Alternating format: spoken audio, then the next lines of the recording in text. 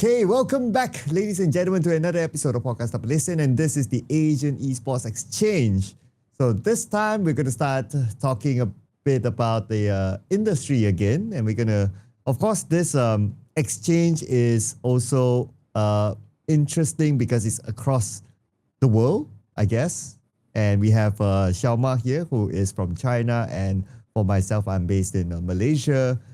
And there's a lot of things that we can learn from each other, especially today when we want to talk about the topic of sustainability in esports. Yeah. So maybe I'll just start it off first, right? Since Xiaoma, you obviously are working in the media industry in esports in China. Maybe we can start off with how does a media company in esports in China actually makes money? We don't. Okay. What do you mean you don't?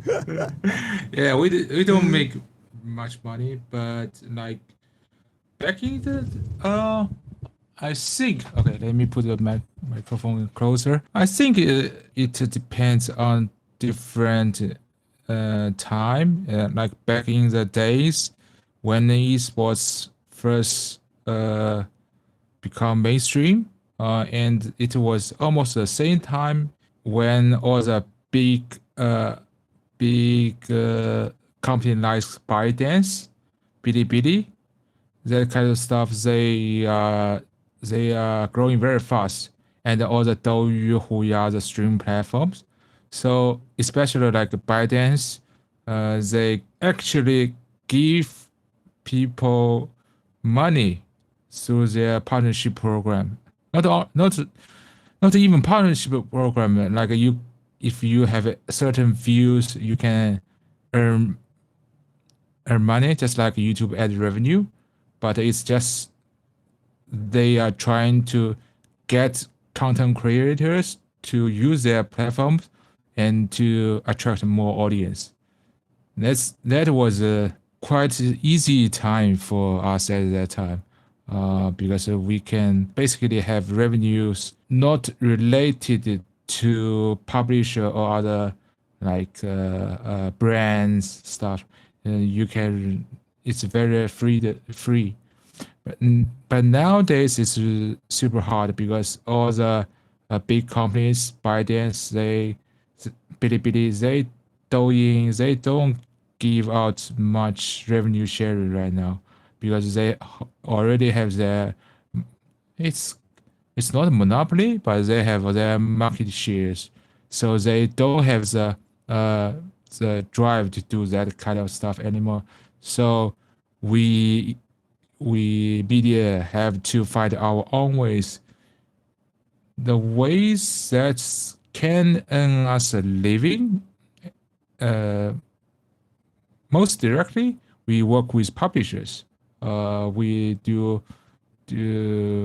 we we cover events. We have unique interview resources because we have been working for years, right, to create pieces to pass information to the general public. That's one of the first. And then we work with because in China, maybe it's a little bit different from Malaysia. There's a publisher and there's a tournament organizer. They are like one company, or maybe they just work with each other closely in China, right? So it's really hard to tell it's from publisher or TO sometimes. So I will put them together. So sometimes we work with TO or publisher to make content for them. Like we don't publish this content, they publish this kind of content. But we are like content studios. Yeah, and some media they just they provide a stat service to some esports tournaments. Yes, and some media company has become more like an agency to they have their own KOL. Do you use the word KOL? Yeah. Yeah, okay. Yeah, the streamer stuff, they create content for them, and they, you know, you know that as a content creator to yourself, that kind of business model.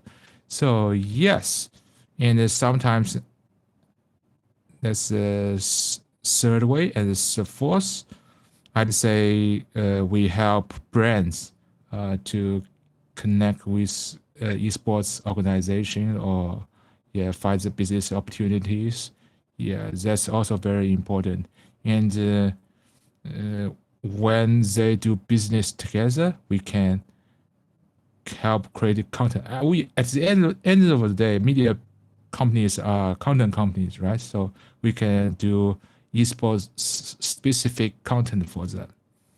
But I'm curious with one of the things that you mentioned just now. You say you provide stats, or some media companies provide stats to tournament organizers, right? Why do they need to get this sort of stats? Because tournament organizers, they will have access to all the behind back end API and all that. I mentioned it because one of the media company has been doing it. I'm not actually sure if they are still doing it right now. But back in the days, maybe the API was not good enough. Or maybe there were basically no API. They have to do it manually. Yeah, I don't think that business model work anymore because you can't generalize it. Not many people need that kind of service. Like you said, API is super easy right now. It's just the publisher, especially when the publisher and TO work together in China, it's super easy to them. So yeah, maybe it's just a really niche thing right now. Yeah. Okay. So that was the model before, And right? Yeah. and because we don't do gambling in China, so there's no way to sell this kind of data, unlike like a HLTV stuff. Okay. Well, just to share as well, like if I were to relate the most relevant one with a media company is for content creators here. So it all truly started like the rise of streamers and content creators. I think it was back in about 2017 or 2018, around that era. That time there was this program called Facebook Gaming Partnership Program. Have you heard about this? Wow, Facebook gaming. Like I don't know the partnership program, but I know the time when Facebook tried to challenge Twitch at that time, and they offered big money for like big celebrities like you, right? No, what? No. We're not going there. We're Okay. not going there. Yeah, you're right. You're right. That was the start, and I haven't yet been really involved in esports. I mean, play games, tournaments here and there, small tournaments, but not really Yeah. deep into esports yet. But that was the time that actually Facebook Gaming, they gave out a lot of money to live streamers. So what they would do is that they will offer streamers a contract, and then they will pay a monthly salary. Of course, you have some KPIs to meet. Yeah. There was streaming hour KPI, and then there's a viewership KPI at that time that they need to meet. But the money that they shelled out that time is super duper big, especially okay, so they have different tiers, right? It can go like the top tier, I don't exactly know, but it can go 5-figure US dollars easily for the top tier streamers based on viewership. And then it goes all the way down. I think the lowest tier could be about 500 US dollars or something. I don't exactly remember the amount of money. But they have this program. So they were really giving out money, and all you need to do is basically stream games, but you need to take care of the viewership. And that's where a Yeah. lot of people left their jobs and started to do streaming gaming content. because it was a lot of money there, and people thought that, oh, I can just Yeah. go all the way with this. But after a It, while, it's the program stopped. it it matched the same period that I mentioned before, like the when ByteDance can pay big money, not big money, but in terms of the cost of writing articles, it's quite a big money for us. You Mm. know, like you get a certain number, you get a thousands RMB from ByteDance. It's almost the same time, and the stream platforms, Douyu, Huya, and at that time like Panda and then Zhanqi, different stream platforms are fighting each other, just like Facebook gaming and Twitch.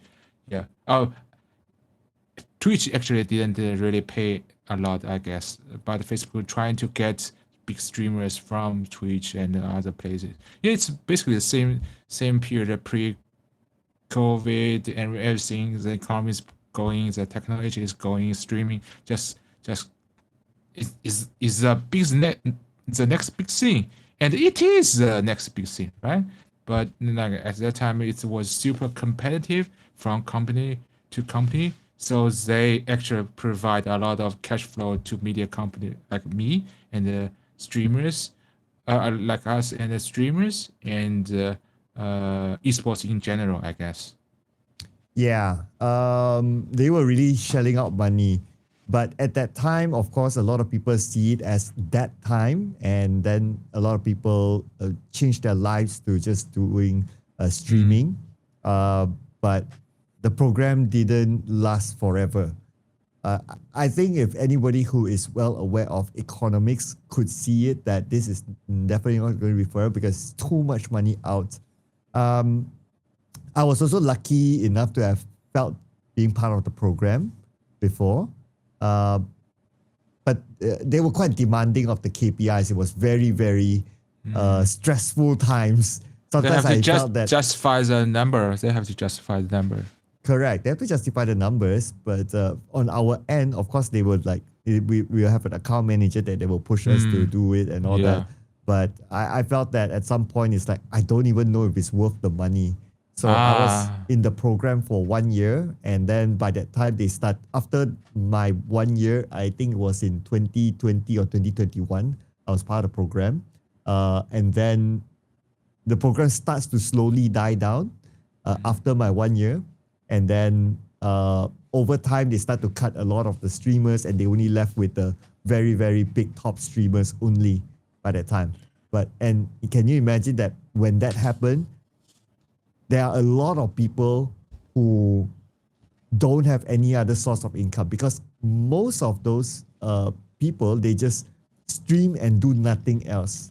Then that becomes a big problem of sustainability. When the program dies, a lot of people are asking, oh, what can they do next? Where can they transfer their skills? Because if you talk about skills, as a streamer, your skills are very limited. Especially a gaming streamer. Yeah, exactly. Especially gaming streamers. Like, maybe you know how to edit a video here and there, but that's about it. And imagine when the whole program gets released, and then a lot of people with similar skill set goes out. Like, Yeah. how many video editor jobs are there out there that can hire all these people again? So then it becomes a very difficult time for a lot of people at that time when they stop the program. So this is where it also leads to how we talk about sustainability, right?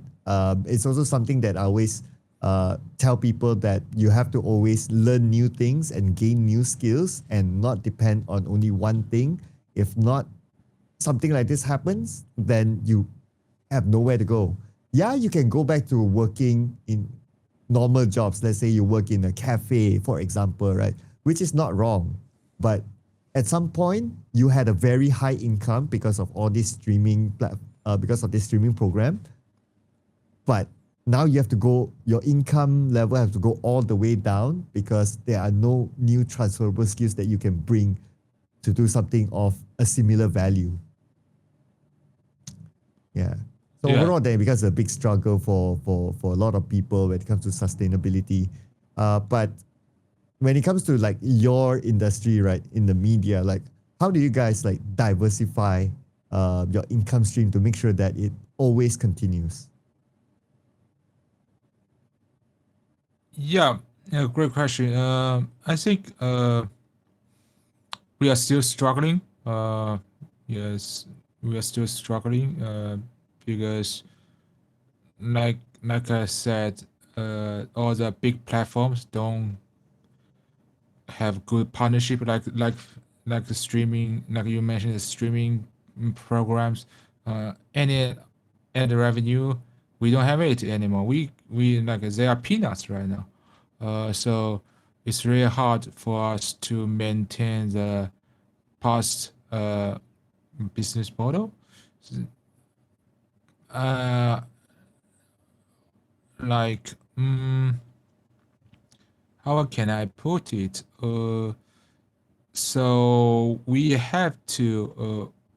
I give you an example. So one of the biggest content creator, or I can say media company at that time called Xiao Ma Hu. So they create highlights. Like every League of Legends player knows this series. They create content every week. Like everybody can submit their clips. They put it into a highlight video every day, so every player knows it. So it's like 2017, 2018. Now it's 2025. Recently, he posted a Weibo, like there are still people DM him to say, okay, why are you not doing this series anymore? We want to see this. Yes, there are still people want to see that, but he can only post a Weibo saying it's not sustainable anymore. So they are doing like I said, the agency work. They have the two of the biggest variant streamers in the industry right now. Uh, I think that's one of their revenue income, and they they run social media accounts for big companies, the TOs, publishers, esports or gaming related. They get the budget from the publisher or TOs, right? It's more directly.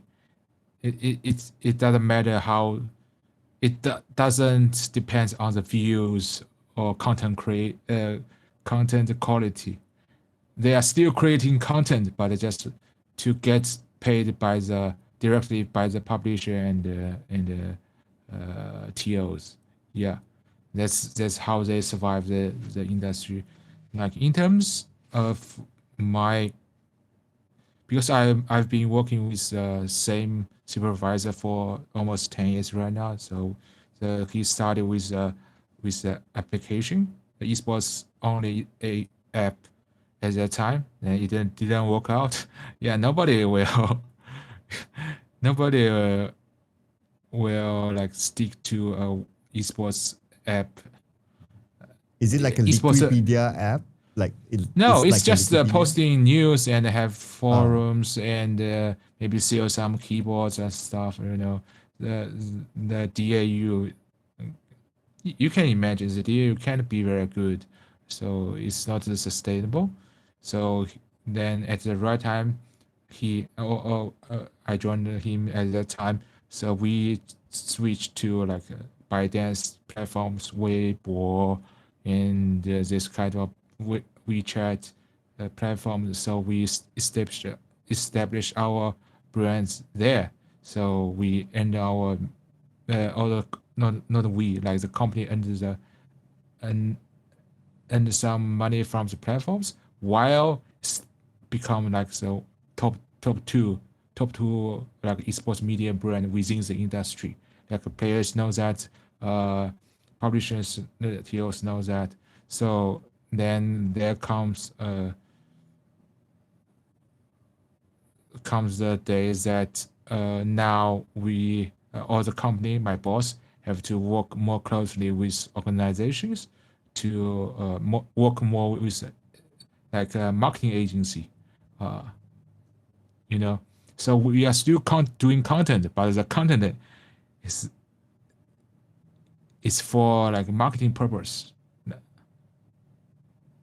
Like if it's like we as a, like maybe 10 years ago, 7 years ago, we do content whatever we like, right? So hope to get views or stuff. So we get paid or stuff. When time is right, maybe some sponsorship comes, right? Now we are forced more to like the sponsorship have to come first. So I'm lucky enough to still I can still do something I like, but I think the goal of the company has switched a little bit. Like the money has to come first before we do stuff. But do you? Oh, okay. Are you at the state where whenever you want to do something, you always have to think about the numbers? Like, oh, okay, this content, for example, I must make sure that it hits X amount of views. Are you are you always at that state of mind? I mean, lucky enough to not to worry about that anymore. That's my that's a burden on my boss. Yeah, I think, but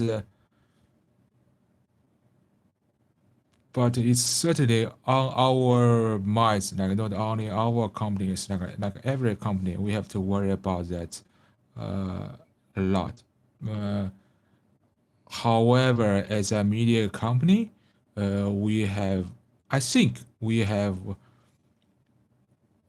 uh, maybe accept that uh, it's less valuable to create, or maybe less possible to create a media brand like traditional media.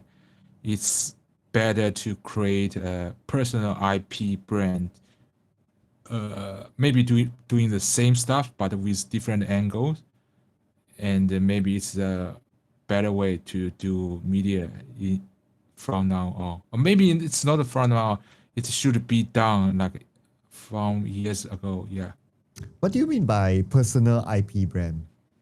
it's like one of the most successful media individual I know, esports media. He used to work. He is still a journalist, legit journalist from sports media. He covers soccer or football before he covers esports. Then he starts to post about esports and goes to all the events and build a following. And now, whenever I talk to him, he always mentions that his posts about esports is not uh, as influential as before. Doesn't have as big number as before. So he, as a person, are really easy to get to talk about other issues like entertainment stars, social problems, kind of stuff. On the contrast, if you are esports media company, you cannot switch. Do you know what I mean? Now it makes me wonder, right? Like, okay, because you have already branded yourself as an esports media, that's why you cannot switch Yeah. because of the branding.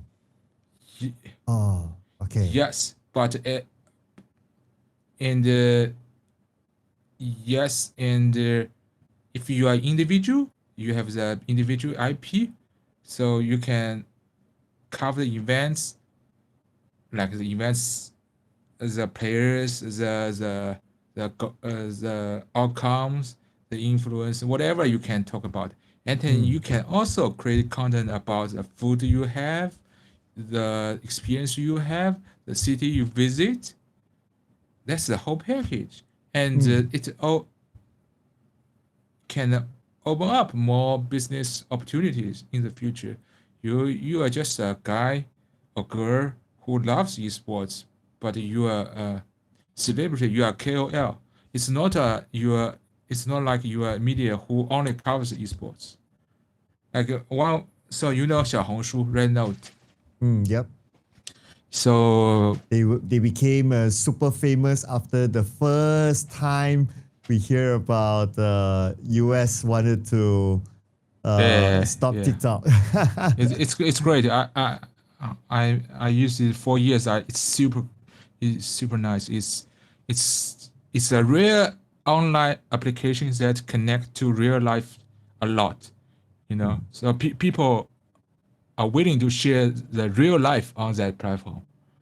It's kind of rare now. It's not about people arguing with each other. It's about sharing what place I visit, what food I have, what maybe showing off a little bit what bag I bought, kind of stuff. Yeah, but it's real life.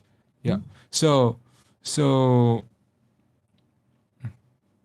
my one of my colleague who also run the social media accounts on other platforms create a personal brand on this platform, got like thousands of likes every time she posts everything. So she is not actually covering esports matches. She's actually covering esports experience. Oh. Like she posts like, okay, she also posts like interviews, one-on-one interviews, just like a normal esports media. She can also post celebrity attending the esports. Or maybe like what side events are at the Yeah, esports event, right? Yeah. the Chinese superstar, Wang. Wang Lihong. No, not Wang Linghong. The younger one, the ambassador in EWC. Oh. I forgot his. Wait, there's a Chinese superstar that's a EWC ambassador? The Chinese investor. So Oh, okay. it may be more. Yeah, like she posted something about the superstar and then got like 10K likes. It's not Right. not views, likes. Yeah, it's different. Yeah. Yeah, and it's super hard to fake numbers on Xiaohongshu. Yeah, it's real. More than 10K people click like on that. It's really hard for media, like serious media company to do stuff like that. It's not really a content. It's just one person as a fan can relate to take a short video about this person. She can get the views. You know what I What's mean? stopping you as a serious esports media to do that kind of content? I don't. Oh, okay. Yeah, yeah, and like because I'm covering esports more, I cover esports with industry more nowadays. So if I want to seriously report on this, he's just one paragraph of my article. Okay. Because of your niche that you cover, right? But this is also something that I've been thinking of, right? Like, because you cover such a niche topic, maybe most of the fans won't really have interest in like industry type of topics. Um, I I I want to hear from you, like how is the acceptance of your kind of content, like the views, yeah, and all that. It depends. And our most important platforms are WeChat and Weibo. Actually, we are doing great on WeChat, but not on Weibo. Weibo is more like a platform for, just like you said, for fans, right? But the WeChat, it's not only for fans. It's about uh, it's for the industry people. We have connect Shein too. So and so basically, I forgot the exact number last time because because I'm not really following the numbers for this year. Um, uh, Yeah, as since you took a long break, right? yeah. Yeah. So yeah. So basically, I would consider and WeChat changed their system in the past 2 years.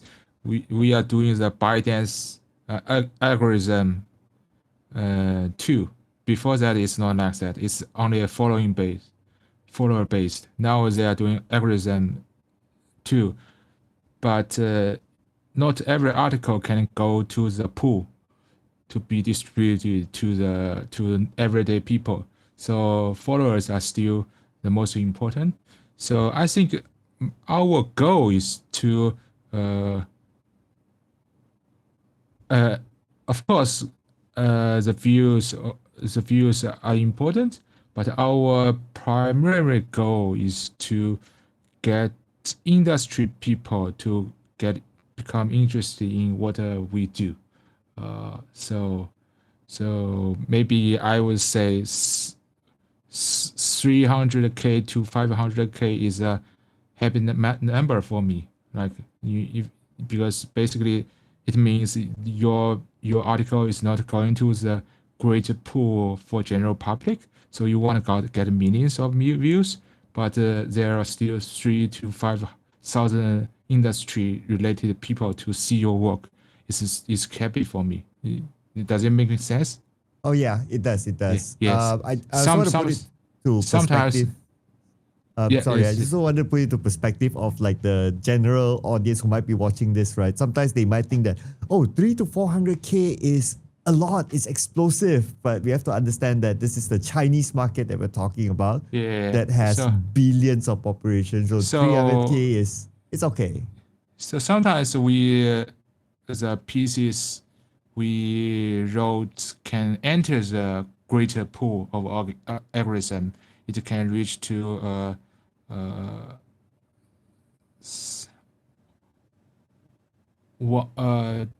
close to 200K for a writing for an article, Hmm. like close to 20K if it reach so the comment section will be very different. A lot of non esports people who just happen to click the article will come to comment or maybe say some bad thing about esports because they don't think like gaming. It happens. Yeah, especially Hmm. parents. Right. I think that can be our future Yeah, topic. Yep, definitely. We have a lot to talk about, especially want to yeah. learn from your region. So so yes. But the Weibo, WeChat stuff, I don't think they are making they bring us too much revenue. They maybe can help us keep running as a company, but we are still trying to build our brands on these platforms. So maybe more revenue come from like I said, collaboration with publishers, TOs, brands, that kind of stuff. Yeah. But if there's any form of revenue from those platforms like Weibo and Douyin and all that, how is their monetization model for you now?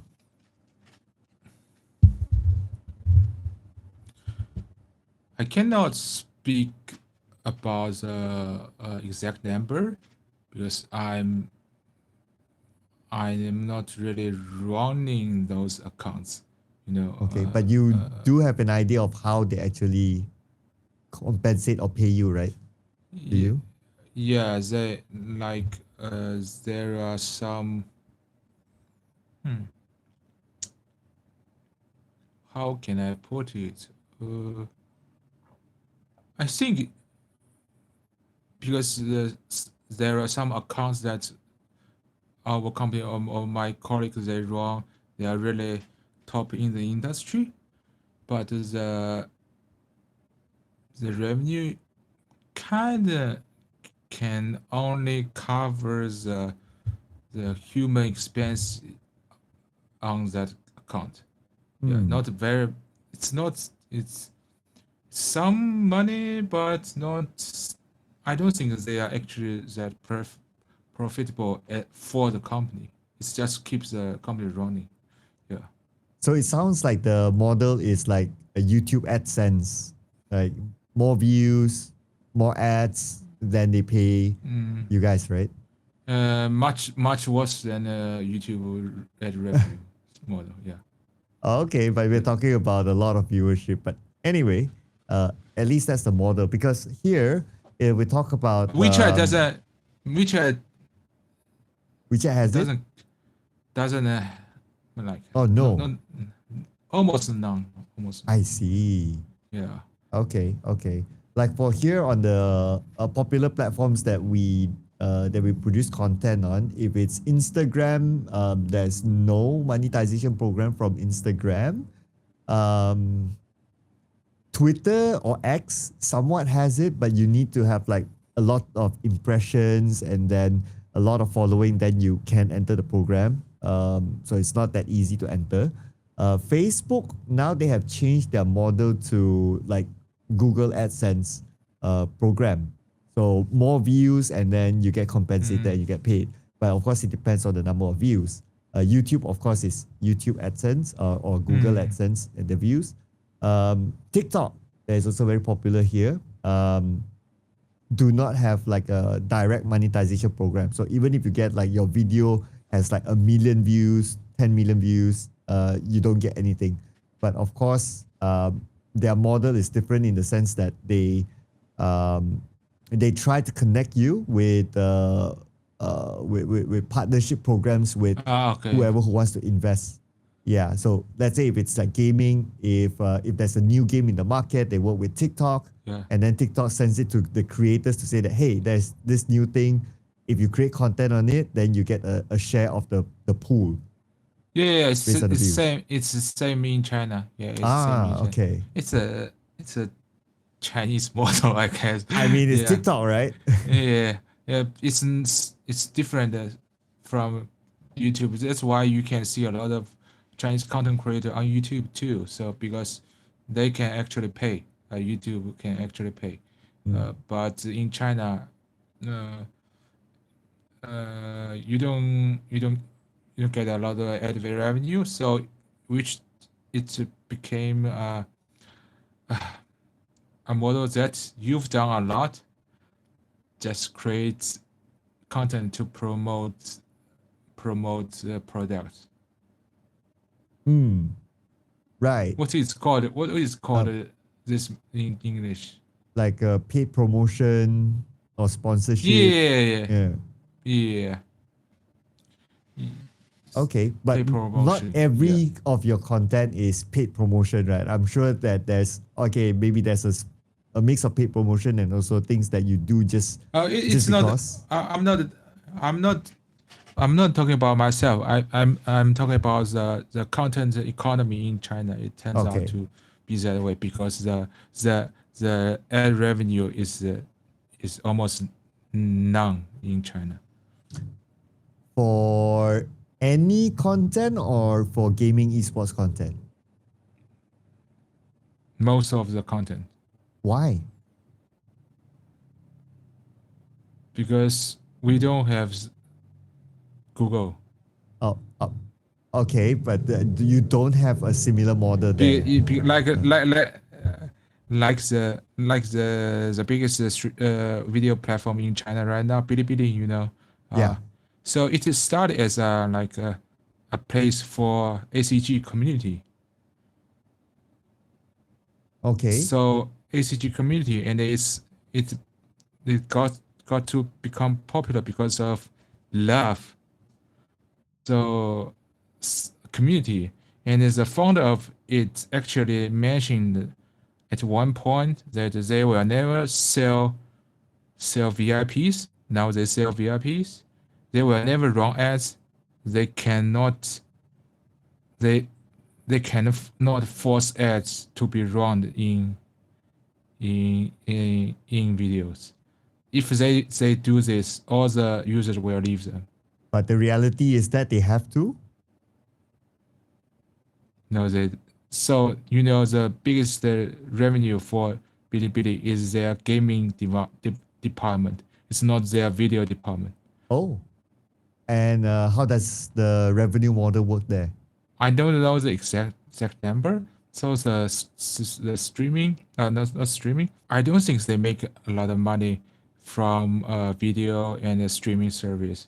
They are trying to balance it. They want to make money, but they don't want to piss off the original ACG community, the young people the young audience. They want to sell to brands, but they are afraid of pissing off this young generation. So they actually maybe like hook up with brands with certain content creators to do stuff, but they cannot promote like ad system like YouTube. But then how So do they make money most, then? How do they make money then? They don't make much money. They don't make much money. Interesting. Okay. That's why I mentioned that their most profitable department is their gaming publishing department. What sort of games do they They publish? I have no idea, but there are too many games. I have no idea. Yeah. Right. It's hard. It's hard. I've never thought of Bilibili as a game publishing company. I always thought of them as the social media platform. So, yeah, it's surprising to me that you say that. Oh, yeah, they're game publishing. But okay. But Like I have a friend who's working in Bilibili. Every time he meets me, he says, "Bilibili is going down. Bilibili is going down."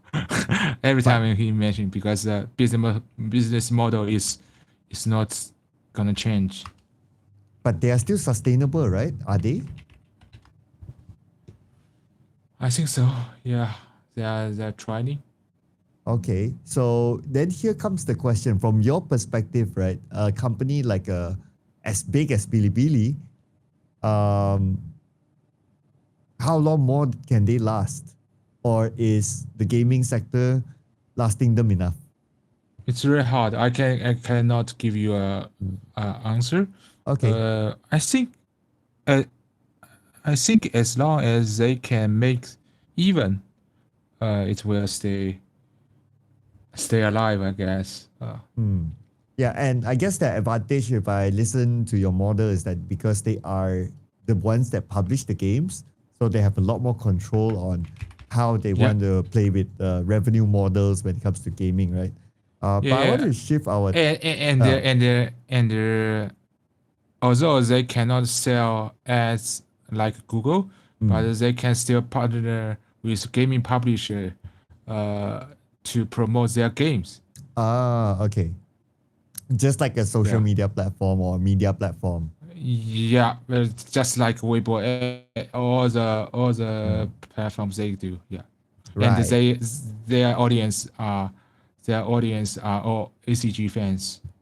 Interesting. Okay, so I see the way that they can sustain themselves because they can either work with other publishers or they themselves are the publishers of the game. So as long as they can still bring in the views and the popularity on the platform, they can still continue on as a business. Doesn't seem to So have I too much of an impact.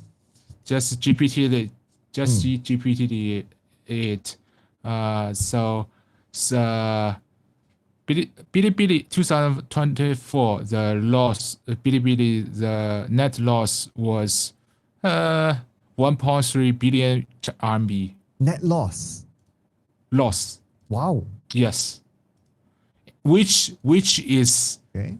71.7% lower than 2023. Means so they that, are running on loss.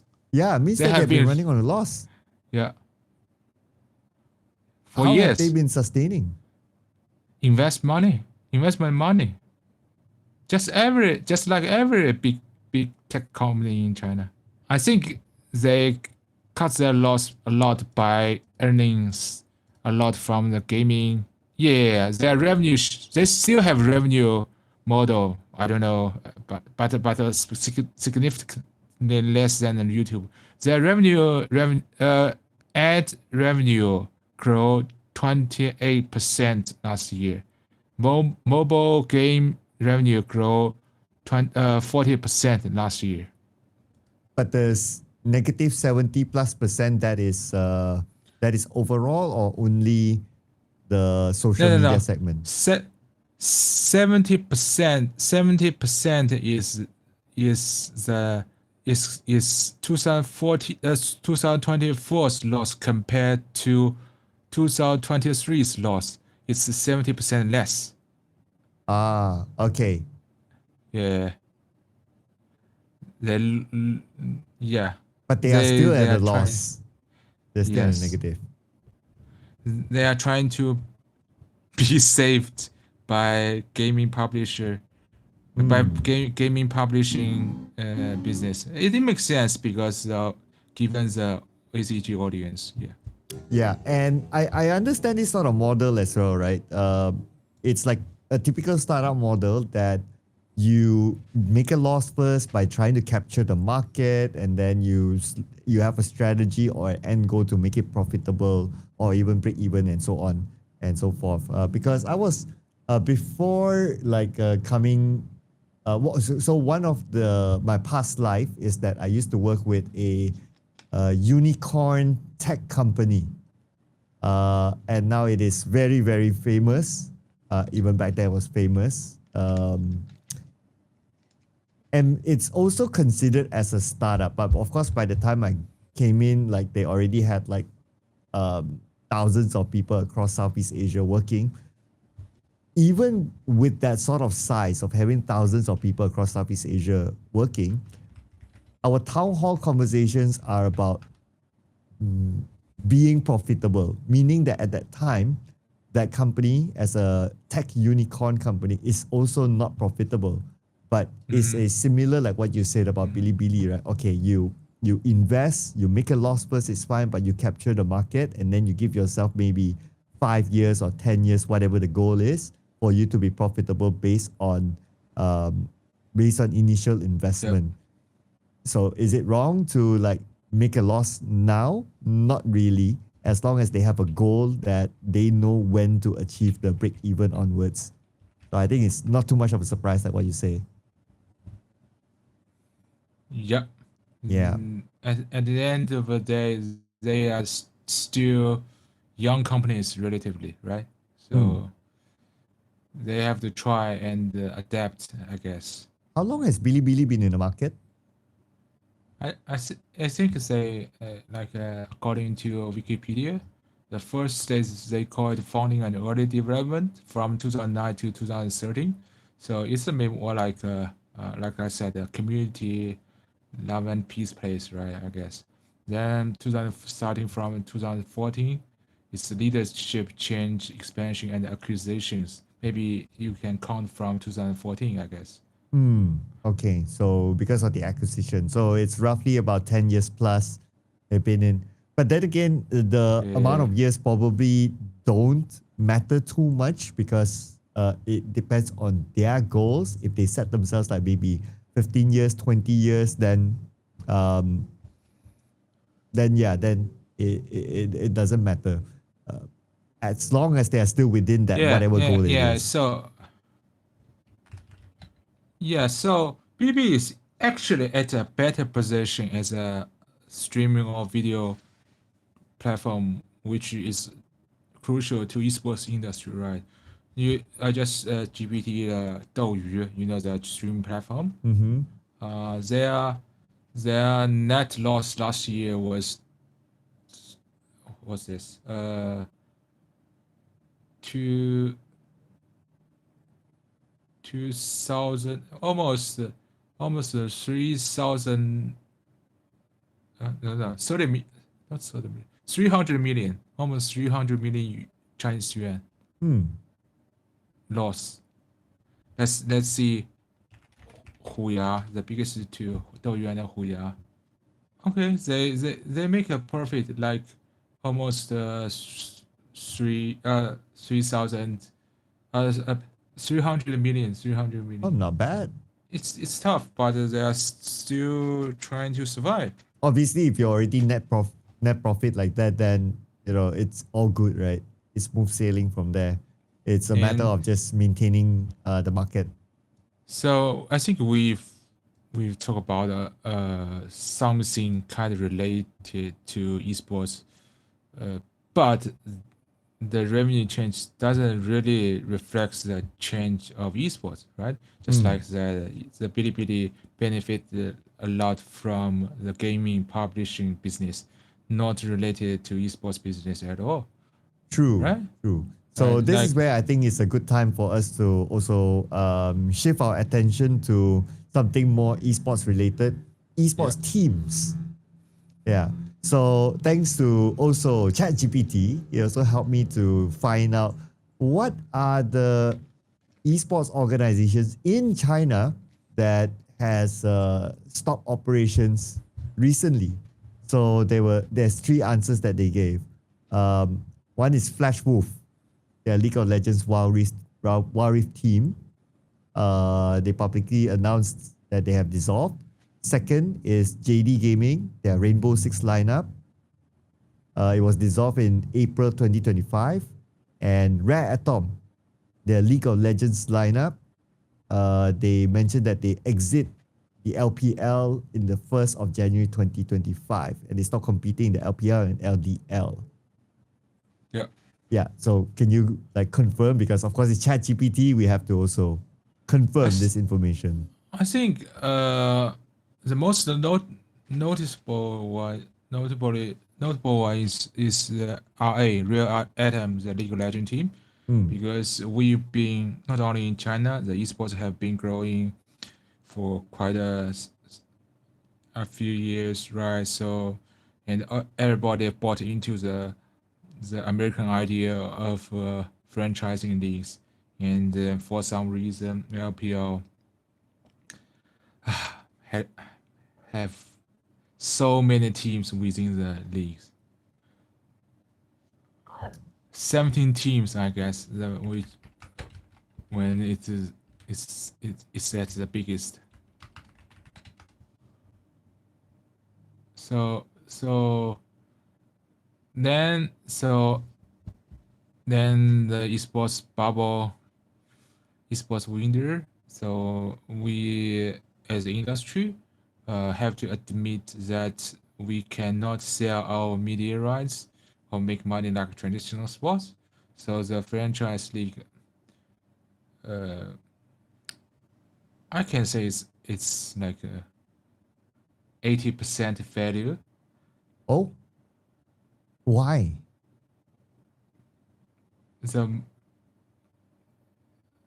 not the word franchise is a failure, but the American franchising sports model in esports is like a 80% failure, in my opinion.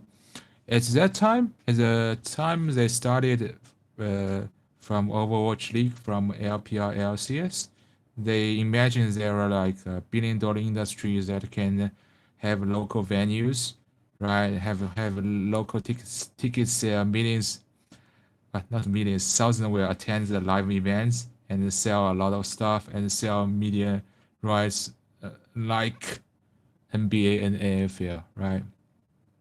But at the end of the day, only I think although there are many reasons, but we have to make to accept one thing. Only game players will watch esports. It's not like it's not like a traditional sport. Like regular people can buy a ticket and walk into an NBA stadium, right? Hmm. So the esports can never outgrow the gaming game itself. Hmm.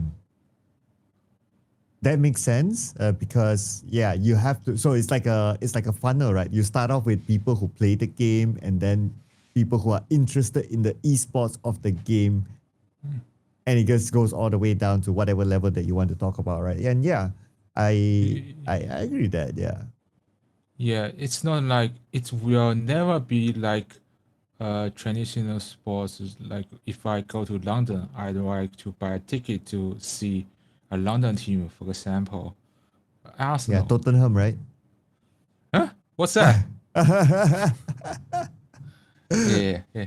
It will never be like that. And you know, there's a famous esports journalist called Travis Garfield who quit league months ago, and I watched his last stream. They were talking about when the was it J.P. Morgan or Gold Sachs or it's J.P. Morgan, I guess.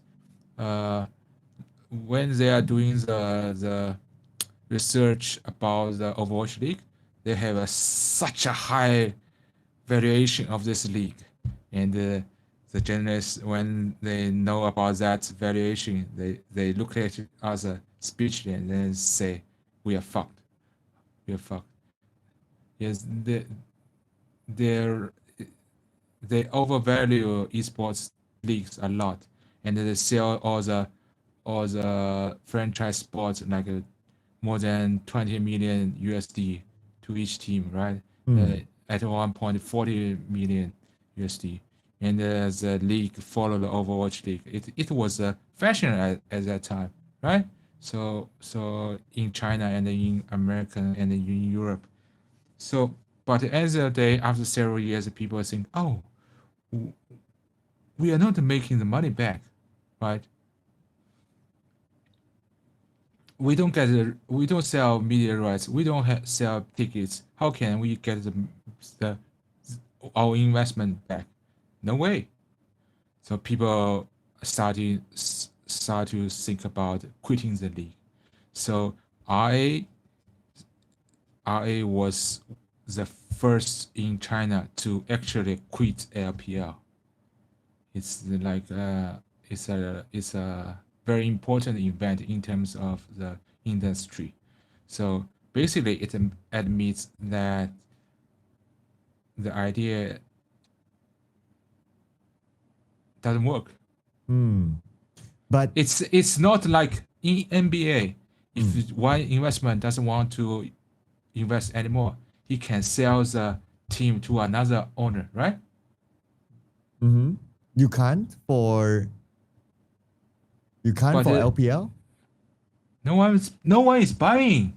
Okay, all right. You can, but nobody is willing to buy. Yeah, Right. so they have to disband and get a certain number from the TJ Sports, the tournament organizer of LPL. Yeah, but it's just a small percentage of what they paid years ago. So then here comes my question, right? So since we are taking RA as an example, Mm-hmm. do they do any other business other than the team itself? Their parent company was, I think, it is rumored to be a son from a real estate company. Hmm. Yeah, they do esports not only in in League of Legends. They actually have a decent CS department. Yep, we have a Malaysian player there, or used to be there. Yeah. Yeah, and they have been knocking the door on VCTCN for past 2 years. They have been the second in accession in 2 years. Hmm. Second, and every time they was a they was a front runner, and they just somehow they just didn't make it in 2 years. Now this is third year. They are in the accession tournament again. I don't know. Oh, yeah. Okay, but so they still operate as an esports organization, just that in different Yes. games, right? Yeah. But because in LPL you have to invest a lot every year to buy the the even franchise the slot. no No? franchise slot is a one-time payment, right? Yeah. So you have to investment a lot to size players. Mm. The operation cost is a lot. I cannot give you the exact number, but it's a lot, and the revenue can't justify it. So Interesting. so I've heard not only I want to quit last year, there were more teams wanted to quit last year, but they just only RA finalized everything because you have to go through the process. You have to write all the legal stuff, ABCs, yeah, Hmm. and Okay. the organization, legendary organization RNG, almost go bankrupt right now. So they are trying to sell their slot, but no one's buying it. Maybe someone's coming right now, but they have been tanking it for several years right now Why because that is a team like because RNG going bankrupt? well, it's a long story because all the all of the legendary orgs like RNG, IG, including AEG, they were started by billionaires' sons. So when the economy is great, they have money to spend Hmm.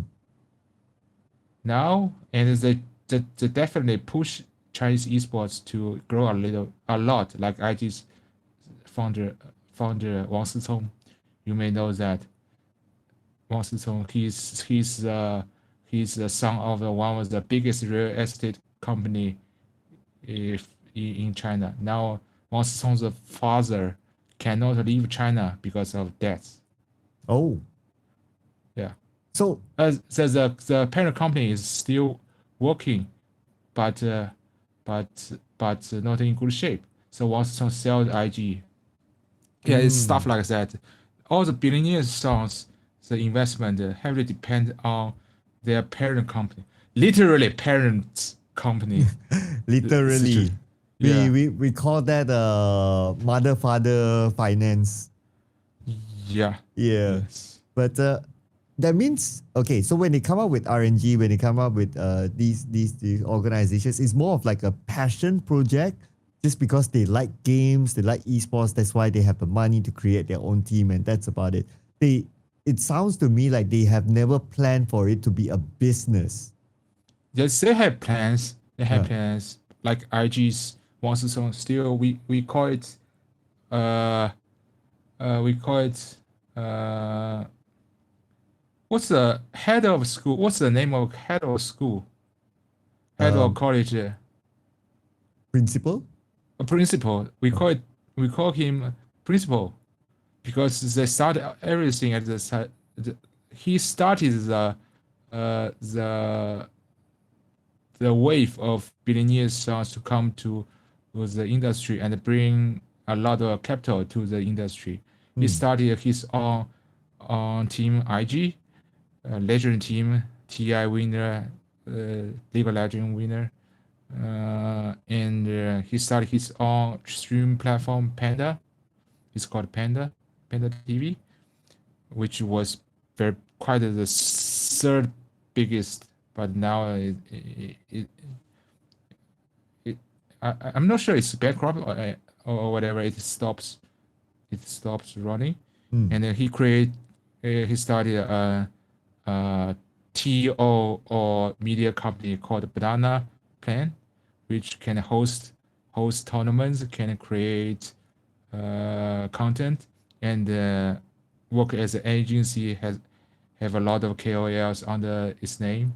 So he started a plan, but unfortunately, sometimes maybe it's just personal. personal mistakes because Mm. he definitely doesn't have a lot of time and energy to take care of this or the business every day. He's just an investor and the face of the group. So maybe he hired the wrong people. They're not able to Yeah, run the business well. yeah, Hence, they can't be profitable. yeah. And the RNG, besides its parents' company's issues, maybe he's just run the company. Mm, how can I say? It's not mistakes. They have all the legal issues with all their players. They are famous for contract jail. The Oh, yeah. So like UZI UZI, the League of Legends player, one of the best Chinese League of Legends ever. not too familiar, but okay. The Hall, the League of Legends are pushing Hall of Fame right Mm-hmm. now. Hall of Legends they call it. The first one is Faker. Mm-hmm. The second is UZI. Oh, that high Yeah, up. Okay. yeah. UZI is because when 2013 and 2014, UZI was in the League of Legends final twice. Lost to SKT and lost to Samsung. But he was the face of Chinese League of Legends esports. He was a part of RNG, and because of the legal issues, their relationship totally fall apart. Like user hates RNG. You know Mm. how can you build a legacy when your frontman is not aligned with you anymore? Like I don't know who did anything wrong. I don't know about the details, but they are definitely in a mess. They are Mm. trying to sell the slots, but maybe they ask for too much. Yeah, I've heard that. Yeah, I've heard that they ask too much. Because it makes sense because they spend a lot of money in the slot, but it's not worth a lot right now. Hmm. Okay. I think this question about like player economics is also something that I want to explore in the future as well. Like, how do we link like what sort of payment or what compensation structure and relate it to the player performance? Because there's also some level of talk to say that, oh, if you play the players a lot, then their performance will drop because they are no longer motivated to go for the prize pool because they already have a lot of money because of their salary and so on. So I think that's a topic we can explore in the future. Um, but I want to relate to another organization that recently I had a chat with the COO of AG Global, and it blew my mind, right? Mr. Eddie, when he said that, Mm-hmm. oh, AG, they have multiple businesses besides only the esports teams that have 100 sponsors. They also have a restaurant, they have a stadium, and they have all the and these kind of businesses that they try to move away from only esports itself. Are is it only AG that has this in China, or are there a lot of other organizations also have this kind of multiple business? I'm glad you are talking about the brighter side of Chinese esports. Oh wow! You see that's the perception that I would have outside of China. Yeah, obviously the market has been declining a little bit, but there are still brands that are still surviving, growing, and doing good things. Uh, Although people may not agree with everything they do. Like AG. AG is a legacy brand. It's like the longest running esports organization in China from 1999. Like, yeah, they started as 1999? What? Yeah, What I think esports so. game did you play in 1999? StarCraft. Holy smokes! Wow. Okay. 1999. I never thought that esports was a word in 1999. So yeah, like uh, so obviously there were some ownership changes there and here and there. Uh, but one of the key number is called Fei Fei, Fei Jie. He used to be the team manager and then become an owner, and she has been with the team since the very beginning. I was uh talking to my boss one day. We were discussing stuff like that, and he shared a view that big organizations, a successful organization, needs a player like the head of family. It's because esports organization is not only a company; it's a family. What do you mean by that? If the I guess it's because they have to. Mm, it's my understanding. It's like the biggest asset of a esports team is people. So are you saying like it's like T1 having faker? You need to have a faker for every esports organization. Not like faker. Like there must be people in charge who can glue everything together. Like Community? yeah, maybe community or maybe just like like keep the value of the esports team for so long. Like Fei Fei, like she takes care of all the players. She's basically a mother to every young boy, young players in her team. Okay. So she acts like the team manager then, if you want to give a title. Yes, Right. Okay. she's I think she's general manager or CEO right now. I almost forgot.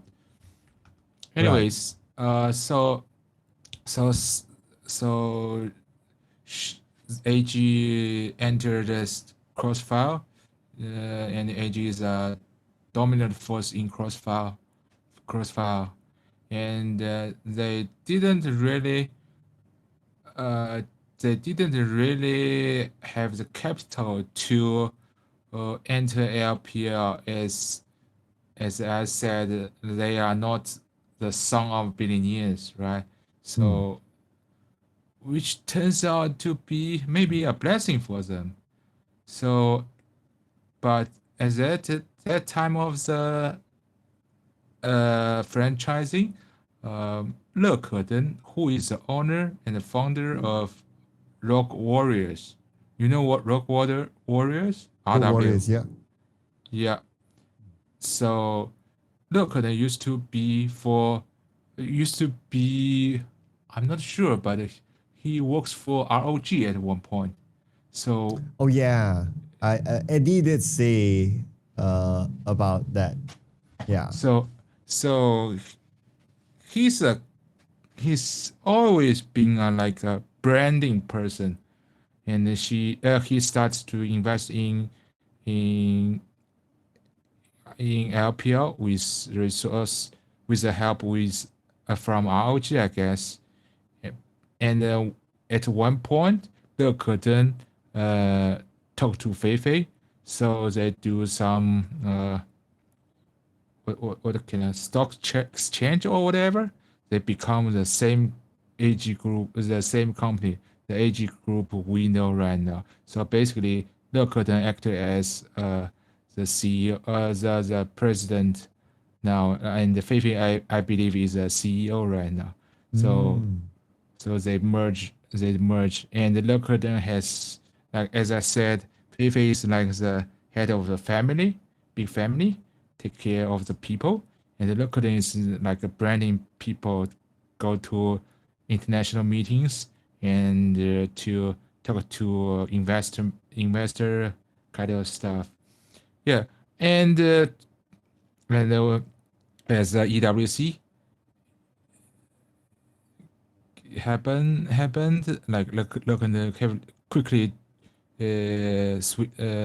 trend turns to like international scene because he goes to good schools. He speaks fluent English, and I think Eddie just joined AG last year, I guess, last year or this year. Yeah, Eddie is the head of the Hong Kong Esports Association, Mm-hmm. right? So basically, it's like snowball.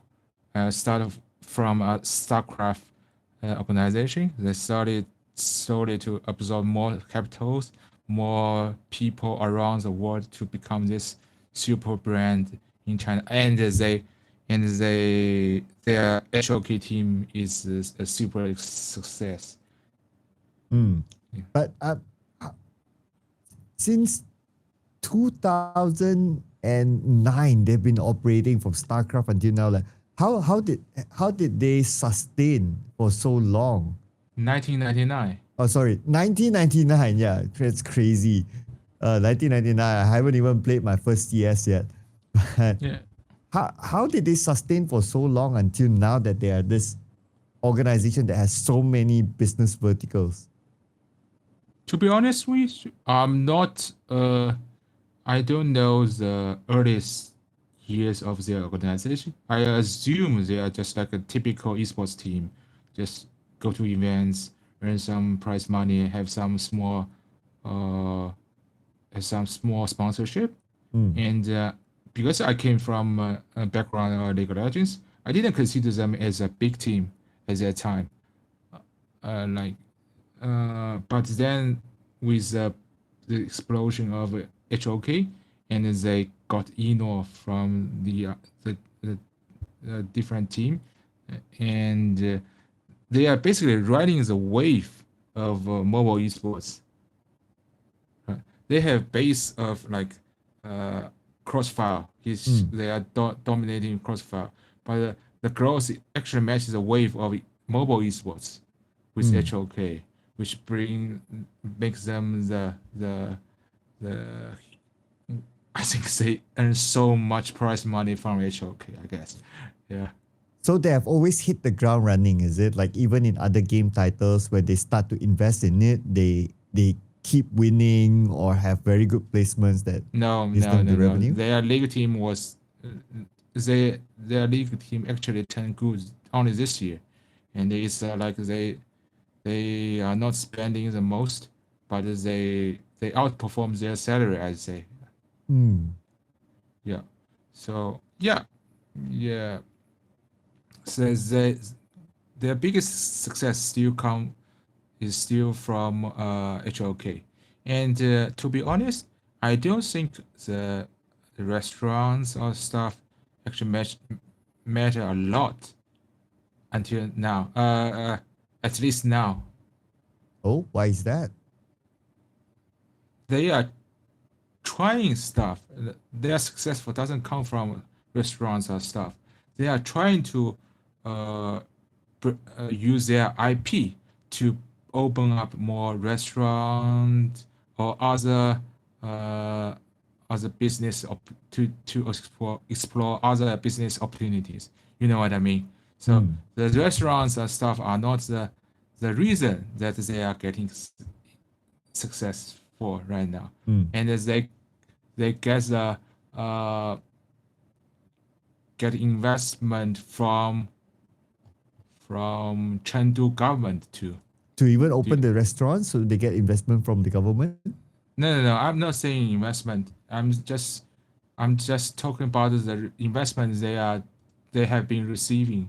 Oh, okay. So they receive investment from the government as well.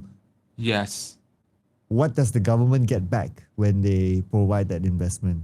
they are. You know, when you watch HOK, you see there as Chengdu. AG Super Play.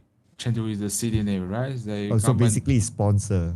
started as a sponsor, I guess, but now because they have all the local like home ground, all the stuff. I don't know the details of the deal, but I guess it's all related. Like the home ground in Chengdu, the online presence from AG, and the investment from Chengdu government. Yeah. So the goal for the Chengdu government is to draw local tourism to Chengdu, right? Yes, like I mentioned before, the traditional industry in China are really hard to grow now because of all the you have to control the pollution and stuff. So a lot of cities are turning to tourism, or or maybe like not only offline tourism, but also the influence online. It's key to the Chinese government right now. So Hmm. you see the the Speedy, the American streamer Speed. I shall speak. Yeah, Okay. and it definitely can bring a lot of tourists from Western world to China. But one of the goal for Chinese government is to show uh, outside how good China has been built right now. Hmm. Because in through streaming you cannot fake anything. So you can talk about censorship or whatever, but I think the government and the Chinese people are confident to show the normal everyday life to outside world right now. So Hmm. yeah, it's one of the uh, goal for the central government and the local government. Yep. I mean, I can vouch for that as well after seeing it myself in Asian Games. Was a interesting experience. Um. Two years, Okay. 2 years anniversary just Oh. passed. Oh yeah. I have the picture behind there. Yeah. Yeah. Our picture. So Um. so I'd like to mention a Hmm. different organization. So we are Yeah. talking about this topic for long because I think it's important to still find the bright side of the somehow declining industry. So yeah, you know EDG, right? EDG. Yep. Yes, their song. Their founder Zhu Yihang is actually also a son of a billionaire real estate company.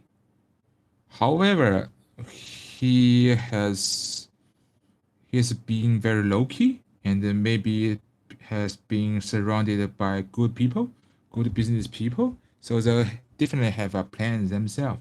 So when the when the market was good, they built esports. What can I say? It's like a series of buildings in the hold on, like several buildings in Shanghai, and they call it the capital of esports universe. Uh, just What? as a joke. Oh, okay. Their base, their team base is within the real estate, and other teams used to rent their space too. And my company has used to have an office there, and a lot of esports company have used to have office there, and they are very smart. Obviously, they burn some money when they enter the scene, but they are very smart and maybe uh, ruthless to some extent. Um, For example, they won the League of Legends championship, right? Mm. So, but when they find out the league team is only costing them money, they stopped investing in any star players. They only use their academy players. Okay. I mean, what do you expect, right? Of course, it will cost them money if they want to get like the top players. Yeah. And at the same period, they invest far more than any other teams in China in variant before the game was approved. They built the team around Kang Kang, the MJJ Kang Kang. Mm-hmm. Yep. And then it paid off. So EDG was a variant champion, and Kang Kang is the most famous variant pro in China. And their variant team is actually earning more money than the League of Legends team, although the League of Legends team was the championship team too. And now they are building an esports. It's called the Shanghai Esports Center in collaboration with the Shanghai government in in Shanghai right now. Yeah, so they have been very smart with their investment. If the market is not right, they just don't give a fuck. They don't burn money. Then they will just move to doing these other businesses like the center and all that if the market is not right. Yeah. But Yes. then my question will still be like, okay, those examples that they try to build, like the centers and all that, And they are and they have still I have to mention EDG has their own agency. like talent Like agency. yes, they sign their players Ah, under their own agency, and they sign hostries and KOLs under their agency, and then they assign their hostries to cover their own team. okay, okay. Now that answers a bit more. So they even cover, okay, do they even have talents that are not in esports under the agency also? Or it's only purely esport? Mostly esports. Okay. Because I'm trying to see, right? What I'm trying to picture here is that do they also invest in things that are not esports so that whatever happens to the esports market, they can change to another market? I mean, the founder whose family is from real estate, right? I'm not sure if the founder is investing in other business, but the EDG as a whole only do stuff in esports. They may have opened one or two restaurants. It's called Ejiang. It sells goose. Okay. Chinese eat goose. Oh, yeah. And the founder is from Guangdong. Yeah, Mm, yeah, your my home hometown. province. Yeah, yes, yeah. They eat goose there. So, but the restaurant, I don't think they are making a lot of money. And just like AG, I don't believe the restaurant can change their business model. It's Mm. nothing compared to their price money, I guess. Uh, For now. yeah, yeah. But they are still EDG is still working within the esports and gaming and the streaming business, but they have their whole system, and they open, people streamers sell goods right now, just What do you mean 中文 streamers sell goose? goods Oh, like goods. Okay, okay. Products. products like Okay. the purpose of the stream is to sell goods. I don't know why I, people watch that, but a lot of people watch that too. oh, yeah. So It's the same here. Like e-commerce, people live stream to yeah, sell stuff. It's a lot. and EDG, I believe they are one of the first to have their own like selling channel, and then they Mm. have their players and KOLs to sell goods on their channel. They try to create content and sell their content, monetize their content themselves so they can have the first circle within the company. It's not like a different other companies. They have to rely on different agencies to do everything. EDG can monetize their own stuff, and they control their product carefully. Right. I like how these organizations they realize quickly that they need to create different income verticals rather than just depending on the team, and that the normal esports uh, income stream, which is sponsorship, because it's very hard to control sponsorship. You have to depend on if there's marketing budget, and then there are other people who also compete for the contract as well, and there's just so many things that you cannot control as a team. So instead of that, it's great that they do other verticals to kind of like control their own income stream, like those streaming and selling those products online. But now I want to find out from you, is this a common practice with teams in China, or like AG, like EDG? These are outliers. Could you pardon? Okay, is it normal for teams in China to actually have this sort of multiple business to sustain, or is it like AG and EDG? These teams, these are like special. Like nobody does what they do. I think people. I think it's my tendency to mention this kind of organic growing esports organizations first, like AG, like EDG.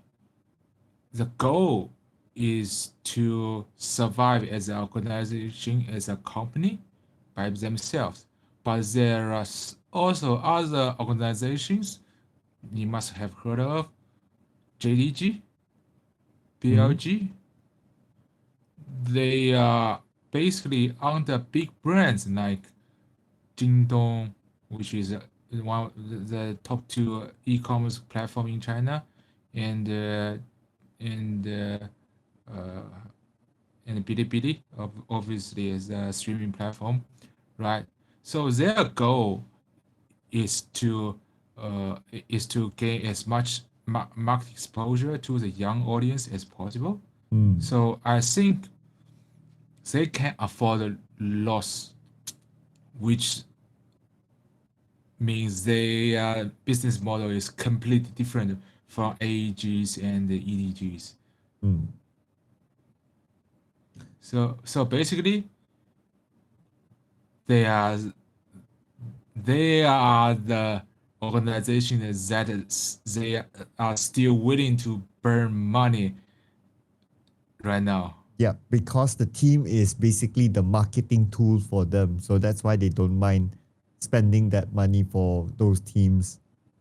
How about, okay, we the examples that we take, those are like huge mega teams, right? But how about like if we go one step down lower, like is it a practice with those teams also to try to sustain by creating all the other business models?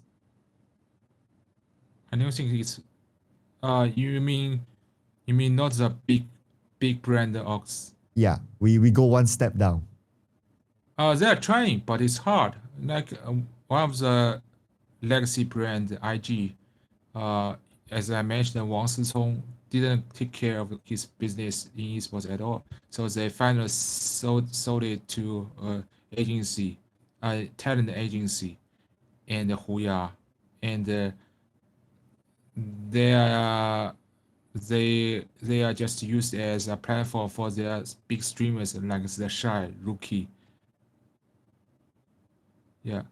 So and there are other teams like newer teams like Dragon Rage Gaming, DRG. They are relatively new, so they don't have the capability to do stuff like AG and EDG. So are they supposed to sustain? They rely on uh, the one of the most important thing is the revenue sharing from the publisher and the prize pool. Yeah, That's all. and Okay. they Uh, can do some partnership just like a regular esports team. And I think in China, in general, one of the if generally speaking, I think compared to other countries, we cannot do gambling sponsorship. We don't do web 3.0 sponsorship, right? That's a lot of revenue, especially for CS2 teams, right? So but what we have that other countries don't have are that like the Chengdu government investment in AG and maybe smaller like Guangzhou. There are district called Huadu Guangzhou district. Guangzhou's Huadu district has a partnership with BLG variant, and according to the documentary, they can earn up to maybe 3 to 4 million Chinese yuan from the local government. That's the one unique thing about China. Like DRG, they are collaborate heavily with one district called Shijingshan in Beijing. They have some policy to sponsor the DRG team. I think that's the one unique revenue income in China. hmm. I think, and yeah, I think the local government thing is definitely very unique, and I like how like those teams when they get income from there, they get income from the tournament, which is like the usual way of making money. They know how to reinvest it into something else so that whether it's a experiment or not, they know how to move the money into different investments to try to create more income verticals for themselves. So that's interesting. And then like the other examples like you give, they probably want to, but they don't have the amount of capital. So their only way is to try to win tournaments and then be famous from there, and then start to get more sponsors, and then you roll the money elsewhere to create different businesses. Um, Yeah. Let's yeah. talk about the question you asked me last episode. Oh, okay. Yes. You want to bring that one up again? Yeah, you can ask the question again. All right. Okay. So I think the question that I always have on my mind is that whenever you say that, oh, the esports market is not doing so well in China, but in my mind, it's like, wow, but you have like teams like AG who can have like restaurants, they can have a mall, they can have like a stadium, and then you're telling me that the local government invests in it, and then player transfer market comes in like millions of US dollars, which is insane and something that we in Southeast Asia cannot even think of. And now you're here telling me that, oh, the esports market in China is not doing well. Which part is not doing well? Yes, I think what I mean by not doing well is compared to the peak of the esports market, right? When was the peak? Huh. I think it's pre-COVID, I guess. The economy was great, and all the not esports like online companies are all growing very fast. They have all the cash to burn. Some of them comes to come, come to esports. Yeah, yeah. It's and there are a lot of sons of billionaires, right? So all the cash flow from them too. Yeah, it was great. It was definitely a bubble. Even at that time, we can tell it was a bubble. But people just didn't expect COVID to hit that hard, right? And But in general, I still consider Chinese esports is in a strong place compared to other countries. It's that's what I feel privileged or lucky to be working in Chinese esports. And the keyword I gave you was market size, right? Yeah, Mm-hmm. yeah, because I'm referring to a report in China. Like it says the gaming users in China is three six thousand and seventy 6,740 million people in China. So what's That's the insane. it's like half of the population in China. So yeah. That's insane. We only have 30 million population. I didn't run through the numbers of how many that actually plays games, but we can imagine that from 30 million population, maybe you take a market size of maybe, I don't know, 10, 20%, then it's no match compared to China's numbers. So the gaming revenue in total was it's how many zero? Okay, let me read.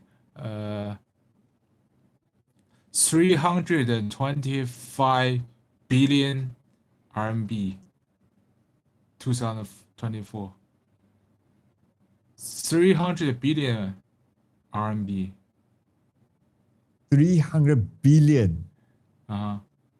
Okay, but comparing that it is that amount of population, is it still big in your opinion? It money is money, right? Of course. Yeah.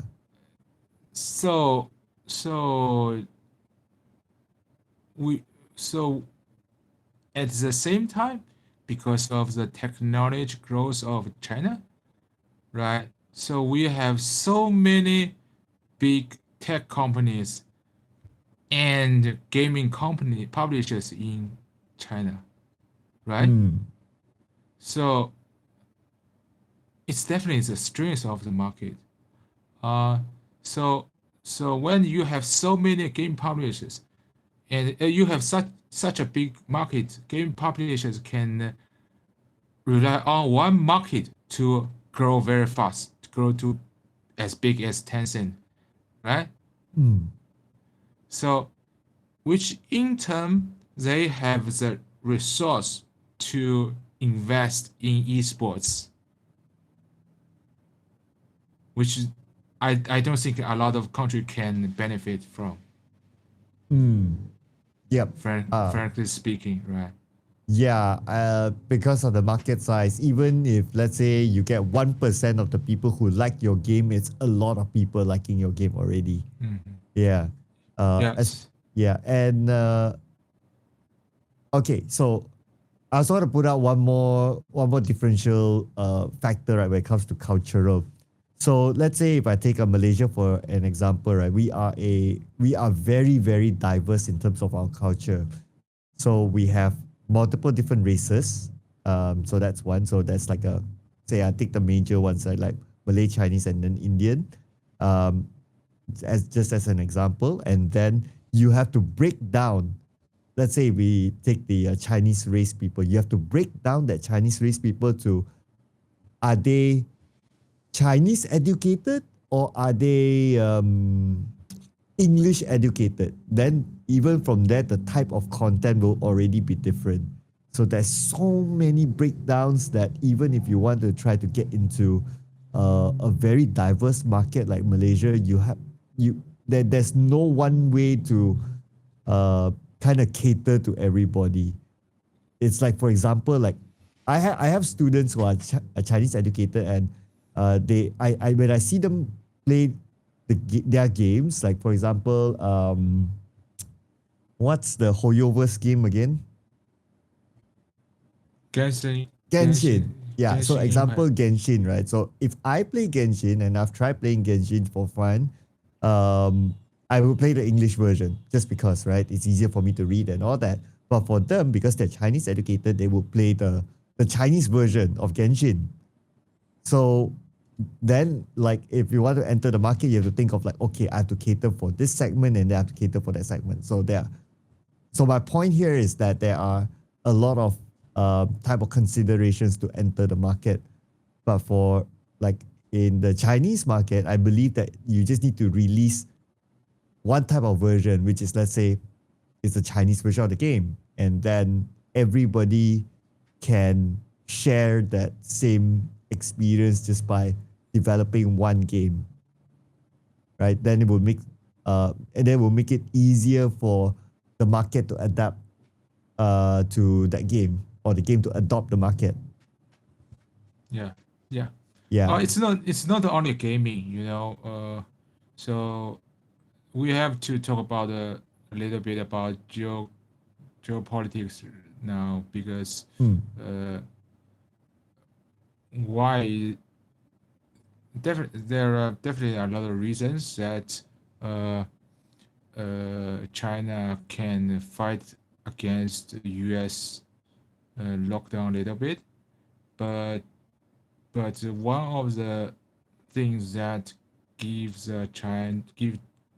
China the confidence to do it is because China's unique, united market is the biggest in the world. You know, so there are 1.4 billion people who speaks the same language in the same country, travel freely, easily. It's unique. It's not a, it's not about it's not only about the gaming, Hmm. So, and the central, I have to mention a government again, because the central government have recognized it, and have done a lot to make the inner circle, like outside circle, like we trade with outside countries, inner circle work better and better in recent years. So it's not only gaming. Uh, so and with heavy investment in in internet and technology, it's so easy, especially in gaming. It's so easy uh, to get access to online gaming stuff. And like you said, we only need one version, right? So why is Muton still a unique model in China? Because a lot of Chinese companies don't need to worry about localization before, Hmm. right? So Muton has done it very good, very well. Then like Genshin, and the other games can learn from each other. You know what I mean? Yeah, that's definitely one of the biggest strengths of China. And mm, I think we have to look at this thing uh, in a different angle. That uh, we have to talk about Overwatch League again. So I think after Overwatch League dissolved, I guess the capital world has lost confidence in esports a lot. Hmm. So like, because it gained so much, it attracted so many big players into the space. Now they didn't they lost a lot of money, so other big players are hesitant to invest in esports anymore, Hmm. right? And we say other players, they could be brands, or they could be maybe people who want to open Yeah, teams. It yeah, could be anyone, right? yeah. And Right. like Riot and the other publishers have to accept that esports has to rely on gaming publish more. So I'm not sure if you see the news. LCK used to work as a individual company. Now they will be merged with Riot Korea. So no individual company for LCK is a league anymore. What does it mean? I have not read that news. I've not seen that news. So like in franchise league, NBA, right? So the NBA is supposed to be responsible for all the investment from the owners like Houston Rockets, Denver Nuggets, right? So they form this league as a, I'm not sure what's the legal term of it. Let's say it's a company that we work this we work this we work together to make this game more and more popular, make as more and more money together. It makes does it make sense? Yeah, does it make sense, Yep, right? yep. Yeah. It's a So partnership. it's partnership. Yeah, Yeah. yeah. But when the esports league started, like they create, so all the teams bought the slots with millions of dollars. They will definitely need a company like that, right? Just like NBA, Mm. right? So I think LCK was formed at that time, but now because esports have to work with publish anymore because we don't get more revenues from outside of esports. I'm talking within the right system, right? Mm. So so it's better to make esports league with work with publisher more closely. Like I can take China as an example, Variant as an example. So uh, in League of Legends, there used to be it was run by Tencent, the K6 department, which runs all the Riot Games titles in China. So, and they, because of LPL, they created a company called the TJ Sports, which is 50% owned by Tencent, 50% owned by Riot Games. They are only responsible for the esports league. Okay, Mm. it's the same concept as LCK, right? Uh, so the head of TJ Sports are only responsible for the league, the esports side, and it's only the top esports side, not the community side. Uh, okay, so but Riot has moved to a new model that the game and the esports have to work close together, like Valorant. So esports teams don't have to pay their slots, but Riot controls everything, right? So so so TJ Sports, the head of TJ Sports, who's also responsible for Valorant, is the game producer of Valorant in China. Mm.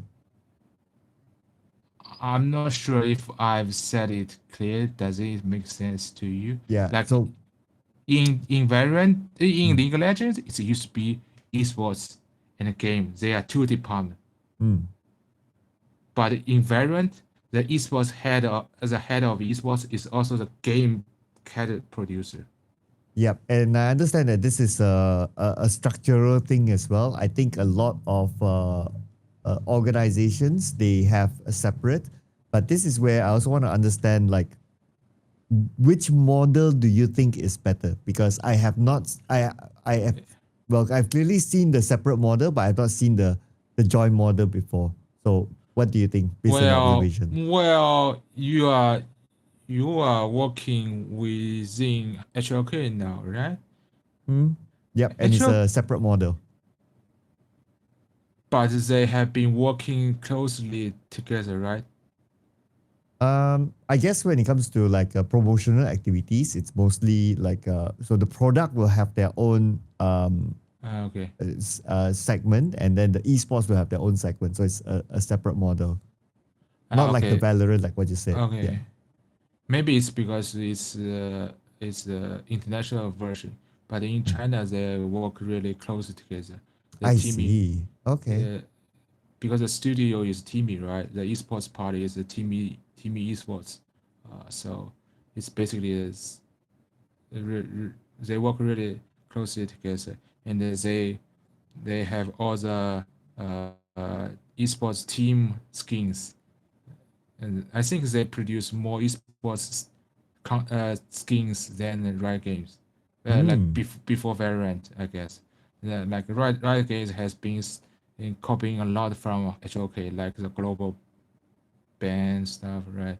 Yeah, So which HOK. model do you think is better then for business sustainability? To be honest, to be honest, I don't. It's not better. Hmm. It's because we are not getting much revenue outside of gaming. Game outside of publishers' revenue. So we are forced to lean into this new model. Hmm. Okay. So when you say outside means like brands, basically, Yeah, right? But then yeah. again, uh, is it on top of your mind? You're only thinking about brands, or are you thinking about other business models that can feed into esports as well? Uh, I actually, I would love an open circuit, but it's Valve was right. Valve was right. Yeah, The way that they do their DPC. no, not DPC, just is DPC the regular leagues or just the circuits? Uh, used to be a circuit. Yeah, I think circuits is right. You see, Riot is doing like a league at its third event, right? Mm. Valorant Mhm. has three to four events every year and open up for more open tournaments too. And I think local leagues doesn't work. It's not doesn't work. It's not that useful Mm. anymore. People want to see the best players play each other and Mm. on an international stage. And to be frank, the game publisher just want people to watch their games. They don't care about local or not, Mm. right? If Chinese people want to see people get beaten by faker more, bring it on. You know what I mean? So your point is that number one is that the leagues focus on to where is important or high viewership, not too low. So just move one notch, whether it's international or semi-international, Yeah, something like that. Yeah. it's a reflection of the community. Mm. It's what the people want. I don't want to see a 10 place LPL team to play with a 11th Mm. place LPL team. Right, and all the operation costs for this kind of stuff, it, it makes no sense, right? Because at the end of the day, the league doesn't generate enough revenue themselves. Okay. So just focus on that and then try to draw in sponsor. Yeah, so But I think I'm I'm not the kind of person to to say something is right or wrong. I just think first it's really hard for the past franchise to turn around because they already invest so much, right? So I think at the same time, publisher also wants some stable exposure to their game with certain partnership teams. So I think the mixed model I think is the way to go in the future. I'd say 5 years. Like they will have a big, especially new games. They want to secure large following teams with large followings like AG, like G2, but they have to open have some open slots for circuits like ascension slots. Hmm. It's a mixed model. Right. Okay. And then of course you need to sustain like your popular teams as well. If not, if they go out of business, then obviously you lose a big chunk of the potential fans and also the viewership to the game. But is it the responsibility of the tournament organizers to sustain these teams, or is it the team's responsibility to sustain themselves? I think it's teams responsibility. They have to They have yeah to it's sustain themselves. yes. Okay. uh I think it's Overwatch League was such a bizarre idea. The Mm. teams don't even own the team IP, right? Yeah. When they dissolved the AP, just means nothing, right? Mm. But in regular partnership, you, the publisher needs your organization, your IP, but the team IP belongs to the team, so it's team's responsibility to do everything they can. Mm. Okay. Um, that is an interesting take, and I think that has been the practice of like those major organizations like AG and some of the names that we mentioned earlier, like EDG and all that, to sustain themselves rather than depending on like someone else to sustain them, which I think makes a lot of sense too. Um, but of course, that also depends on whether teams do realize that, oh, we need to do stuff to sustain ourselves as well. And then you have all the other questions on like market and all that, which I think will be a very long conversation if we continue on breaking down all the variables. But yeah, in general, yeah, teams have to sustain themselves and not to only depend on to one source, which is the tournament organizer, whether it's even through prize pool as well, which I totally agree that. Yeah. But I yeah. think I Mm. think we talk about uh, the questions. These these questions. Uh, I don't think I have the perfect answer for all the questions you asked, right? But Mm. this we are talking about this question so often, and Lin is reminding us of this 2 hour mark, and I still think we have a lot to talk about regarding this, because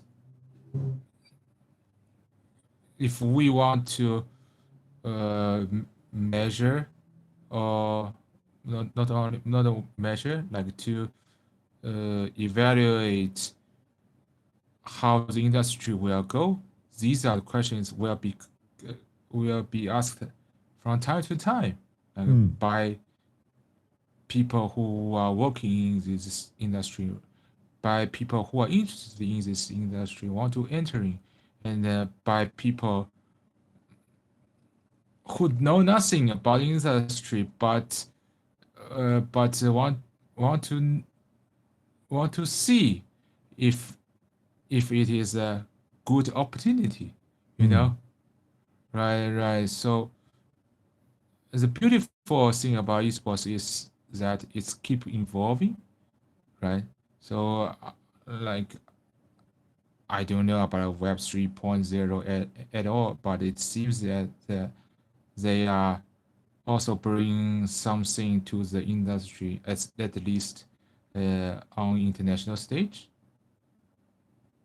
right? So I think uh, we can keep talking about this in the future, I guess. Hmm. Yeah, definitely, definitely. Especially if there are new innovations that come in, like for example, like the OG and also their attempt to invest into Web3 as well. So I think that's something that we want to observe too, whether it will be a successful one or not. Um, and why I thought of bringing up this entire topic about sustainability is that, of course, wanting to learn from like the Chinese scene on how teams try to sustain themselves, um, because I do see that there are teams in Southeast Asia in general that struggle, and also they depend a lot on the traditional model of like, oh, uh, 70% of the esports revenue is based on sponsorship. I am also trying to figure out, not well, I'm not figuring out because obviously I don't know the teams, but um, as a thought process, try to put together thoughts of like, okay, how else do we break the ceiling of having more income stream for esports? You know, there could be things that are high risk, like what AG does, that um, you have like restaurants and you have like shopping malls and all that. These are very high risk, high investments. But are there other ways as well that we can also look into, right, to also sustain teams? So at least you have like multiple levels for different level of teams. Bigger teams, you can go for bigger things. Smaller teams, you can look at smaller things that can slowly build up and things like that. Because you pointed out one thing just now about how people see the esports market. And I like that thought that the teams is the representation on how the esports industry is doing. If Right. teams are doing well, right, they're famous, they're investing in multiple business and all that, outside people from the outside will see this as a benchmark to say, okay, that means the industry is doing well. Let's look at putting money in and investing in it. But if the teams are starting to, oh, we have to wind down our business, we have to close down our teams here and there, then it's also people from the outside saying, oh, is the industry not doing so good? Because the team is the one that links the tournaments, the one that links the fans, the one that links the sponsors, everywhere. So they are in the middle of the entire ecosystem. So that's why how teams perform economically is so important to how people will see the esports industry. Hence, it is also important for them to be sustainable as well, to give uh, that kind of better or positive impression that the esports industry is a good place to invest. Something like that.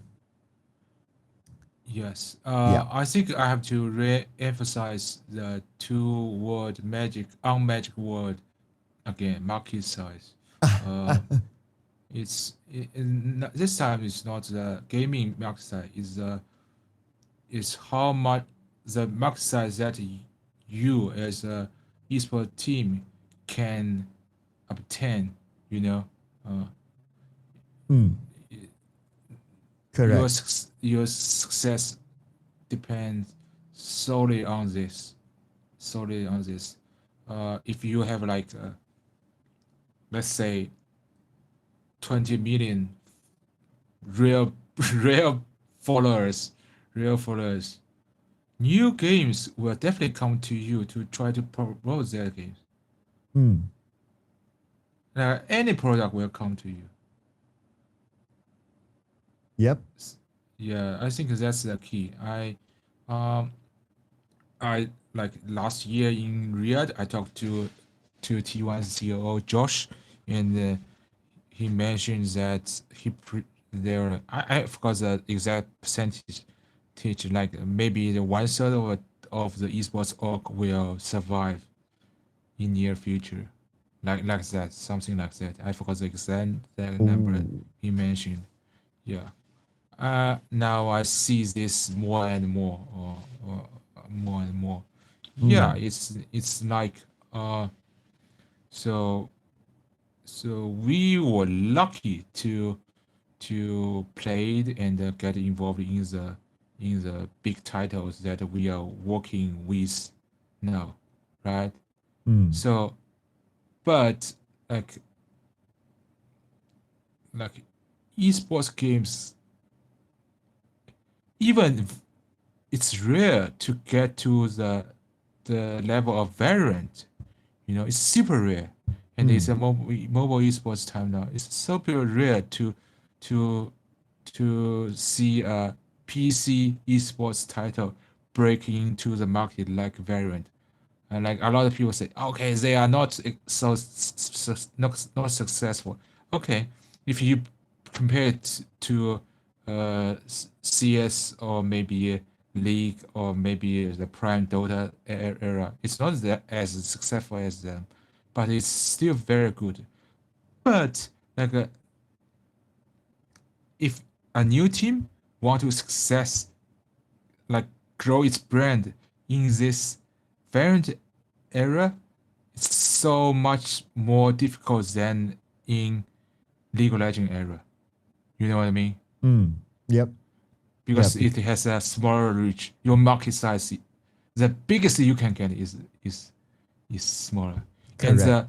the publishers will forever prefer organization or any KOLs with bigger followers. So you don't have uh, any like any privilege, Mm. right? And of course, that is considering the Chinese market sizing. If we come to Southeast Asia, obviously the market sizing is even smaller, right? And Yeah, that is the thing that I had in mind is that okay, market sizing is something that we cannot control. yeah. So, it, how else can you go and capture that? So, So what I want to, mm, why I want to emphasize that if we want to talk about business, talk about sustainability, it's a what's the word? It's a dog eat dog world. You know, the market is the capital, the capital is ruthless, mm, yeah, right? but everybody just wants to capture the same market as well. Um, Yeah. So we can uh we get into this industry because of love, but if we are talking about topic like that, love doesn't bring anything. Mm. But that is where I've been also trying to kind of like put together some thoughts about like, is there any other things that can bring in the revenue rather than only looking at market sizing? That's where I was kind of interested with the whole OG thing about like, oh, when they say, oh, Web3, okay, that's cool. All right. That would maybe break the market sizing. But of course, it's very new. We don't know how that works. I'm not a But Web3 expert as well, so I but don't know the details. I mean I'm not familiar with Web 3.0 at all too, but it all depends on the followers of the IP, whether it's esports organization or esports person. Hmm. Yeah, and of course, no doubt OG has a very big following, Yeah. but that's where again I want to really put out this challenge, right? To say that can there be a way to diversify the income stream in esports without worrying about market sizing? Now, this will if that can be answered, then I believe that we would have a breakthrough innovation. I'd say no. You say no, okay? I think it's the It's impossible. basically we are talking about fan base. Fan base is fundamental of this Hmm. industry. Right? I like to challenge the. I mean, I like to challenge the idea, not challenge you per se, but Yeah. challenge the idea, right? Yeah. For maybe in the future, if we can talk to more CEOs or top business people within esports, or maybe those outside of esports who have an idea. I like to hear if there's any this kind of idea that we can break the ceiling.